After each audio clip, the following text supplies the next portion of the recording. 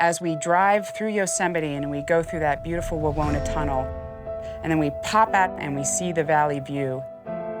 But in the back of your car is all the conveniences, and you're bringing that into the park, and you're not thinking about that it's someone else's job to sort through that, manage it, and take care of it for you. These are really challenging with all the campgrounds in the park as far as keeping them out of the waste stream. I think we used to joke we'd pay $3 or $4 to buy it, and it was costing us $2.50 or $3 to dispose of it if it still had stuff in it. You know, you get 2 or 3 of these in the recycle center and it break open, and then they got to evacuate the building because of the propane smell and all that stuff. So we got bunkers here where we'll collect campground ash. Again, another waste product of campgrounds. We kind of want to venture up this way.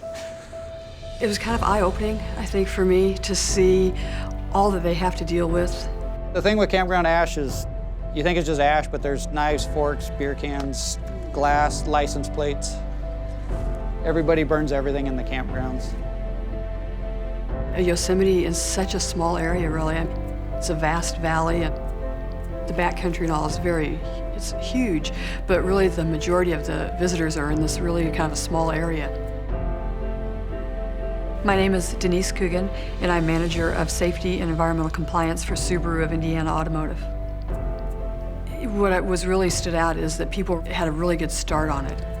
We saw the separations, we saw the bins for the aluminum cans and the plastic bottles and the trash. That was one of those things that it was like, wow, they're really doing a really nice job. Subaru is a very controlled atmosphere. You know, we know what's coming in. All that packaging, we know before we even get it, it's going to be something we have a recycling home for. And it is a little different than with the visitors coming into the parks, but they come in with the same things. So it's just dealing with those type of materials. This model of sustainability, that's one thing we should just do and do well. We struggled with it, so now with Subaru's help and some other help, we want to take that next step forward. As we went through the Yosemite facilities, I knew there was going to be opportunities there. This was going to be a really good chance to use our model to expand it into the national parks. You have the utilities branch, which is what runs the wastewater treatment plant over here.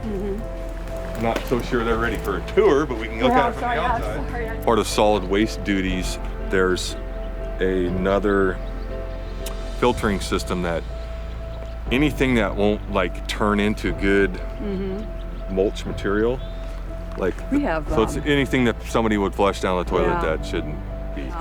We call it grit, and that's part of our duty as well. We haul that to the landfill, and they will use it for cover. So that ends up being does everything go back 20 to the tons a year or so. Oh wow, really? Yeah. The landfill, originally the intention was to be a compost facility.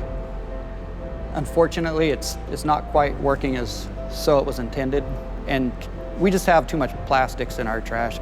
You'll see some of their compost if they have it out back, and it's composted with a lot of bottle caps and plastic and saran wrap and aluminum foil. And we struggle with trying to get some of these things separated out. It's very labor intensive. It's a very simple system. It was designed to mostly handle organic material and not so much of the waste stream that we have today. We have 18 to 19,000 full-time residents. In the summertime, we have over 4 million transient residents. So our waste stream spikes in the summer.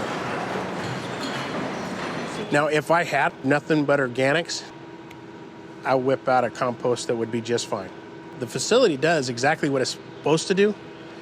It just doesn't like what we're shoving in it because there's way too many plastics. So because all of our waste habits are out of sight, out of mind, and someone else takes care of them, visitors don't have that full understanding that they actually are harming the resource with their habits. And that's what I hope to change through this project.